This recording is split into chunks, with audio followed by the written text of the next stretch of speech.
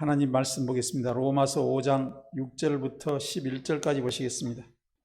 제가 받들어 봉독하겠습니다. 로마서 5장 6절부터 11절까지입니다. 우리가 아직 연약할 때에 기약대로 그리스도께서 경건하지 않은 자를 위하여 죽으셨도다. 의인을 위하여 죽는 자가 쉽지 않고 선인을 위하여 용감히 죽는 자가 혹 있거니와 우리가 아직 죄인 되었을 때 그리스도께서 우리를 위하여 죽으심으로 하나님께서 우리에 대한 자기의 사랑을 확증하셨느니라. 그러면 이제 우리가 그의 피로 말미암아 의롭다 하심을 받았으니 더욱 그로 말미암아 진노하심에서 구원을 받을 것이니 곧 우리가 원수 되었을 때 그의 아들의 죽으심으로 말미암아 하나님과 화목하게 되었은즉 화목하게 된 자로서는 더욱 그의 살아나심으로 말미암아 구원을 받을 것이니라. 그뿐 아니라 이제 우리로 화목하게 하신 우리 주 예수 그리스도로 말미암아 하나님 안에서 또한 즐거워하느니라. 아멘. 반갑습니다. 언제 봐도 또 언제 만나도 항상 우리 집 같아요. 우리 누나들 같고 또 우리 집 식구 같고 우리 집 형님 같고 그렇습니다. 누나는 좀 심했어요. 뭐 비슷하죠, 그죠? 예. 그렇다고 제가 또 뭐 어머니라고 말할 수도 없고 어머니라고 말하기는 좀 젊고 그러죠. 누님 정도, 누님 정도, 형님 정도 그런 정도 된 것 같습니다. 우리 윤 목사님 정도는 이제 뭐 아버지, 어머니 뭐 이렇게 할 수 있겠지만 윤 목사님이 저로 봐서는 그러죠. 예. 아무튼 여러분 늘 이렇게 편안하고 반갑습니다. 참 부담이 전혀 없어요. 아주 좋습니다. 이번 주간이 무슨 주간입니까? 여러분 다 알고 계시죠? 고난주간, 지난 주일을 종려주일로 이렇게 지켰고 돌아오는 주일은 무슨 주일입니까? 이제 그 부활주의입니다. 부활주의. 그러니까 이번 주가 고난주일이고 이번 주 금요일이 뭐 성금요일 이런 얘기를 아마 들었을 거예요. 이번 주 금요일이 예수님께서 십자가에 못 박히신 날, 이제 그런 의미로 이렇게 이제 우리가 정해서 지키고 있습니다. 우리는 알고 있습니다. 무엇을 알고 있냐면은, 또 우리가 알아야 됩니다. 무엇을 알아야 하냐면은, 우리는 사랑받을 만한 사람이 아니다는 사실. 우리가 사랑받을 만한 사람들이 아니라는 사실, 곧 우리가 잘한 것이 없다는 사실, 그리고 또 우리가 죄인이라는 사실을 우리는 잘 알고 있습니다. 몰랐다면 알아야 됩니다. 우리가 죄인이라는 사실을 알아야 됩니다. 알고 계시죠, 다? 원래 죄인, 태어날 때부터 죄인, 또 죄인의 자손이라는, 죄인의 후손이라는 사실도 알아야 됩니다. 그래서 우리의 믿음, 우리의 신앙은 여기서부터 출발이 되는 거예요. 나는 죄인입니다. 나는 죄인입니다. 여기서부터 우리의 믿음, 우리의 신앙이 출발할 수 있어야 됩니다. 나는 죄인이 아니야. 예수님께서 그런 말씀하셨죠. 내가 의인을 부르러 온 것이 아니다. 죄인을 부르러 왔다. 이 말씀을 합니다. 쉽게 말씀드려서 하나님을 믿으면서, 예수님을 믿으면서 내가 죄인이라는 사실을 고백하지 않는다고 한다면 예수님께서 우리를 부르시지 않는다는 얘기입니다. 우리를 초청하시지 않는다는 얘기입니다. 그래서 내가 죄인이라는 사실을 알아야 되고 또 고백할 수 있어야 된다는 얘기입니다. 몰랐다면 그렇게 아시기 바랍니다. 이렇게 우리가 사랑받을 만한 가치도 자격도 없을 때, 경건하지 못할 때, 전적으로 타락하여 있을 때, 곧 우리가 죄인 되었을 때 주님은 어떻게 했습니까? 주님께서 약속해 주신 대로 예수님을 십자가에 내어주신다는 그 약속대로, 그 기약대로 예수님을 십자가에 달려 죽게 하셨습니다. 하나님께서 그렇게 하셨죠. 이 사실은 우리가 하나님과 화목할 수도 없었어요. 왜? 죄인이었기 때문에, 죄 문제를 해결받지 못했기 때문에, 또 우리가 구원을 얻을 수도, 영생을 얻을 수도 없는 그런 상태였습니다. 그런 상태에서 주님은 우리의 죄 문제를 해결해 주시고 우리를 죄 문제를 해결해 주시기 위해서 일방적으로 십자가를 지셨습니다. 우리의 죄 문제를 해결해 주시기 위해서 예수님께서 십자가를 그 기약대로 지셨다는 얘기입니다. 우리가 아직 죄인 되었을 때 그래서 구원에 있어서는 우리의 공로는 없다, 이런 얘기를 또 합니다. 다 하나님의 공로다, 우리가 이렇게 얘기하죠. 의인을 위해, 선인을 위해 대신 죽어주는 사람은 거의 없습니다. 아주 의로운 사람은 없다고 한다지만, 예를 들어서 의인이 있다고 한다면 의로운 사람을 위해서, 또 아주 선한 사람을 위해서 대신 죽어주는 사람이 거의 없다는 얘기입니다. 하물며 더더욱 악인을 위해서, 경건하지 않은 자를 위해서, 경건하지 않는 자들을 위해서, 또 이렇게 죄악으로 타락한 이들을, 곧 죄인을 위해 대신 죽어줄 사람은 결코 없다는 얘기입니다. 이 말씀이 뭐냐면은 의인을 위해 죽는 사람도 없고 선인을 위해 죽는 사람도 아주 드물다는 얘기는 없다는 얘기죠. 거의 없다는 얘기죠. 하물며 죄인들을 위해서 죽어질 사람은 없다는 그 말씀을 이렇게 지금 돌려서 하는 거예요. 죄인들을 위해서 죽어줄 사람은 없다는 얘기입니다. 우리가 죄인이잖아, 죄인. 우리를 위해서 대신 죽어줄 사람은 사실상 없는 겁니다. 그런데 하나님께서 우리를 대신해서 예수님을 십자가에 달려서 죽게 하셨어요. 이것은 뭐냐면 그만큼 하나님께서는 우리를 사랑하십니다. 그래서 하나님의 그 사랑의 극치를 보여주신 거예요. 증명하고 계신 거예요. 확증하셨다는 얘기는 드러내 보여주셨다는 얘기입니다. 하나님께서 우리를 그만큼 사랑하셨다는 얘기예요. 죄인인 우리들을, 경건하지 않은 우리들을 위해서 대신 죽어주셨다는 얘기예요. 누가? 예수님께서. 그것은 보통 사랑 가지고는 죽어줄 수 없다는 얘기예요. 보통 사랑해도 죽어줄 수 없다는 얘기입니다. 이게 그만큼 하나님께서는 우리를 크게 많이 사랑하신다는 증거라는 거예요.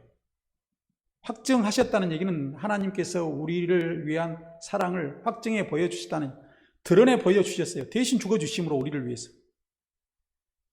죄인을 위해서 대신 죽어주셨잖아요. 이게 하나님께서 우리를 그만큼 사랑하고 계신다는 얘기입니다.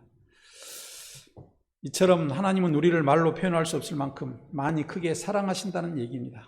또 지금도 계속해서 우리를 그렇게 또 사랑하고 계셔요. 이 사실을 또 아시기 바랍니다.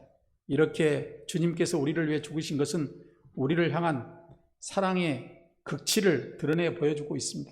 확증해주고 있다는 얘기입니다. 이렇게 하나님의 사랑은 절대적인 사랑입니다. 누구도 할 수 없는 사랑입니다. 그리고 어떤 사랑과도 비교할 수 없는 그런 아주 절대적인 위대한 그런 사랑입니다. 그런 사랑을 우리가 받고 있다는 사실을 아시기 바랍니다. 여러분들, 죄인임에도 불구하고 대신 죽어주신 그 하나님의 사랑, 또 지금도 계속해서 우리를 사랑하시는 그런 하나님의 사랑을 아시기 바랍니다. 예수님을, 우리가 이런 예수님의 사랑을, 예수님의 죽으심을 믿는 사람들은 예수님의 죽으심, 예수님께서 십자가에서 못 박혀 죽으신 이유를 우리는 또 잘 알아야 됩니다. 이게 너무나 쉬운 얘기 같은데 사람들은 그 사실을 좀 간과하고 있다는 얘기입니다. 잊어버리고 있다는 얘기예요. 우리가 예수님을 믿는데 예수님의 무엇을 믿고 있는가? 여러분들 한번 잘 생각해 보시기 바랍니다. 나는 예수님을 믿는데 예수님의 무엇을 믿고 있는가? 예수님께서 나를 대신해서 십자가를 대신 지셨다는 그 죽으심을, 나를 위해서 죽으신 그 죽으심을 믿어야 된다는 얘기입니다. 그래서 예수님께서 그렇게 죽으심으로 말미암아 그것을 내가 믿음으로 말미암아 내가 제 문제가 해결되어져서 하나님과 화목할 수 있게 되었습니다. 하나님과 화목하게 될 수 있다는 얘기는 어떤 얘기냐면은 하나님의 자녀가 될 수 있다는 얘기입니다.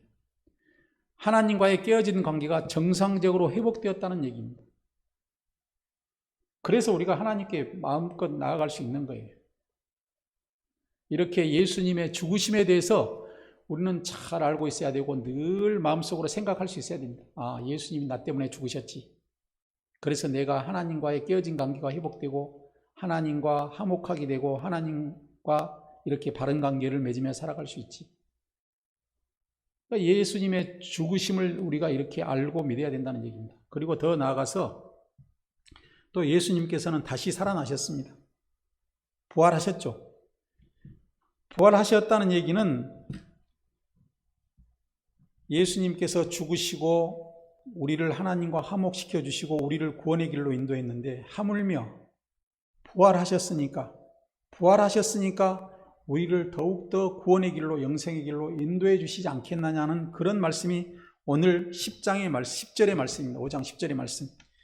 우리가 원수되었을 때 그의 아들이 죽으심으로 말미암아 하나님과 화목하게 되었은즉 화목하게 된 자로서는 더욱 그의 살아나심으로 말미암아 구원을 받을 것이니라. 하나님과 화목하게 되었습니다. 예수님께서 죽으심으로 말미암아. 그 예수님께서 다시 살아나셨다는 것은 우리가 예수님께서 우리의 죄를 대신 짊어지시고 하나님과 화목하게 될 뿐만 아니라 예수님이 또 다시 살아나심으로 인해서 우리가 구원을 넉넉히 얻을 수 있게 되었다는 그런 의미의 말씀을 지금 이렇게 하고 있는 거예요. 우리가 원수되었던 때에도 예수님의 죽으심으로 하나님과 화해하게 되었는데 하물며 하나님과 화해가 이루어진 상태에서 살아계신 그리스도를 통해서 구원받으리라는 것은 더욱더 확실한 일이라는 것입니다. 그러니까 우리는 하나님과 화목하게 되었고 또 앞으로 구원받을 것이라는, 구원 영생 천국을 얻을 것이라는 이 사실이 확실하다는 얘기입니다. 이런 것을 생각해 본다면 우리는 기뻐할 수 있습니다. 여러분 나이가 지금 다 이제 80, 60, 70, 80, 90 가까이 되어 가고 어찌 보면은 이 인간적으로 보면 세상에 별다른 소망이 없을 것 같은 생각도 들지만은 하나님께서 우리의 죄를 사하여 주시고 우리와 하나님과의 관계를 화목하게 해 주시고 또 우리를 구원 영생 영원토록 살게 해 주신다는 이 믿음, 이것이 우리에게 있게 된다면은 우리는 늘 기쁨으로 살아갈 수 있는 거예요. 신앙생활하는 사람들이, 예수 그리스도를 믿는 사람들이, 하나님을 믿는 사람들이, 쉽게 말해서 예수 그리스도를 믿는, 예수 그리스도의 죽으심을 믿고 다시 살아나심을 믿는 사람들, 그 사람들 어떤 사람들이냐면 하나님과 화목하게 된다는 것을 아는 사람들입니다. 하나님과 화목하게 되었다는 것을 아는 사람들이에요. 그리고 또 하나님께서 그런 우리들에게 예수님께서 다시 살아나신 것처럼 우리들도 다시 살아나서 우리들도 구원 영생을 얻어서 영원토록 산다는 얘기입니다. 이것을 믿는 것이 믿음이에요. 그러니까 우리는 늘 기쁨 가운데, 즐거움 가운데 살아갈 수 있는 거예요. 우리는 죽지 않는다. 영원토록 산다. 육신이 죽는 것이 아닙니다. 예를 들어서 육신의 죽음을 이렇게 생각해 보면 됩니다. 내가 잠을 자고 있다. 육신의 죽음과 뭐가 다를 바가 있겠습니까? 우리 육신이 잠을 자고 있다는 얘기는 쉽게 말해서 식물인간 같은 그런 상태예요. 근데 그 육신의 생명이 끊어질지언정 우리의 영혼은 영원토록 산다는 얘기입니다. 우리는 영원토록 죽지 않는다는 얘기입니다. 쉽게 말해서. 그래서 우리가 즐거워할 수 있고 기뻐할 수 있는 거예요. 믿음 신앙 생활을 하면서 늘 기쁨과 즐거움, 항상 기뻐하라 이런 얘기를 왜 하냐면은 나는 영원토록 살 거니까, 나는 죽지 않을 것이니까, 나는 영생을 누릴 것이니까, 나는 항상 기뻐할 수 있어, 항상 잘 살 수 있습니다. 최선을 다해서 살 수 있습니다. 나이 들었으니까 그냥 대강 살아가는 것이 아니라 나이가 들면 들수록 우리가 더 어디에 더 가까워집니까? 영생에 더 가까워진다는 얘기예요. 그래서 더 기쁨 가운데로 살아갈 수 있습니다. 우리의 육신은 후패하나 겉사람은 후패하나 속사람은 날로 새로워진다는 얘기가 바로 이런 얘기입니다. 이제 그런 걸 생각하면 늘 기쁨 가운데 우리가 신앙생활, 믿음 생활을 할 수 있다는 얘기입니다. 예수 그리스도의 죽으심을 믿고 죽음의 의미를 알고 예수 그리스도가 왜 죽었는가? 우리의 죄를 사하시기 위해서 죽었습니다. 그래서 우리가 하나님과 화목하게 되었습니다. 그것이 믿는 것이 믿음이에요. 또 예수 그리스도의 다시 살아나신 부활의 의미를 믿고 신앙생활을 할 때 우리는 하나님과 화목하며 구원 영생의 삶을 산다는 반석 같은 흔들림 없는 믿음이 우리에게 생겨납니다. 그래서 어떤 시련과 고난과 환난이라도 우리가 흔들리지 않아요. 시험 들지 않습니다. 내가 영원토록 살 사람인데 시험 들 게 뭐가 있어요? 하루 이틀 살고 말 것이 아니잖아요. 우리가 영원토록 살 사람인데 그까짓 거 아무것도 아니지. 대수롭지 않게 여기시기 바랍니다. 내가 영생을 살 사람들인데, 영원한 생명을 살 사람인데 사소한 것 가지고 시험 들 필요가 없다는 얘기입니다. 근데 왜 사람들이 시험 드냐면은 그런 것을 모르기 때문에, 영원한 생명을 산다는 사실을 모르기 때문에 그래서 시험이 드는 거예요. 예를 들어서 내가 지금 여러분들이 세상에서 그래요. 기쁘고 좋은 일이 있다. 그러면 어지간한 거는 다 그냥 넘어가잖아요. 그죠? 어지간한 건 다 넘어갑니다. 그 부모님한테 용돈을 받으려면 부모님 기분 좋을 때 용돈 달라 얘기하면 그냥 주잖아요. 묻지도 않고 따지지도 않고. 예를 들면 그런 거예요. 우리가 영원토록 영생을 산다 이 생각을 하게 되면은 세상의 그 사소한 일 갖고 우리가 걸려들지 않습니다. 시험 들지 않는다는 얘기입니다. 나 영생을 살 사람이 내가 이렇게 내가 마음을 써서는 안 되지. 이런 마음을 가져서는 안 되지. 그래, 다 이해하고 사랑하고 용서해야지. 믿음의 확신이 있는 사람은, 예수님의 죽으심과 예수님의 다시 살아나심을 아는 사람, 믿는 사람은 이런 삶을 살아갈 수 있다는 얘기입니다. 이런 사람이 얼마나 믿음이 좋은 사람이에요. 이런 사람은 믿음이 얼마나 든든한 믿음을 가진 사람들입니다. 그래서 우리가 항상 기쁘고 즐거움 가운데 또 흔들림 없는 반석 같은 믿음 가운데 우리가 살아갈 수가 있습니다. 이렇게 확실히 알고 예수님의 죽으심과 다시 살아나심을 확실히 알고 확실하게 믿으면서 신앙생활 하십시다. 신앙생활 그냥 왔다 갔다 시간 돼서 교회 오고 그런 게 아닙니다. 우리는 영생을 위해서 지금 준비하는 사람들입니다. 영원토록 살기 위해서 준비하는 사람들이에요. 대단한 사람들인 겁니다.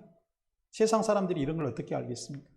그래서 이런 것을 확실히 알고 믿으시기 바랍니다. 예수님께서 왜 죽었을까? 모릅니다. 이렇게 얘기하지 마시고 나의 죄를 사하여 주시기 위해서 예수님께서 죽으셨습니다. 그래서 내가 그런 예수님의 죽으심을 내가 알면은 나는 하나님과 화목하게 됩니다. 하나님의 자녀가 될 수 있습니다. 그리고 예수님은 또 다시 살아나셨습니다. 왜 살아났을까요? 우리를 영생으로 인도하기 위해서. 예수님의 죽으심이 하나님과 우리 사이를 화목시켰다고 한다면 예수님의 다시 살아나심은 우리를 영생으로 인도하기 위한 그런 일입니다. 그러니까 이런 것을 알고 믿고 신앙생활해야 된다는 얘기입니다. 다른 것보다도 무엇보다도 신앙은 여기서부터 출발해야 되고 이렇게 신앙생활해야 됩니다. 그 무엇보다도 이것이 가장 중요한 거예요. 예수님을, 우리가 믿는 예수님 왜 믿어야 되는가? 왜 예수님께서 죽으셨는가? 왜 예수님께서 살아나셨는가?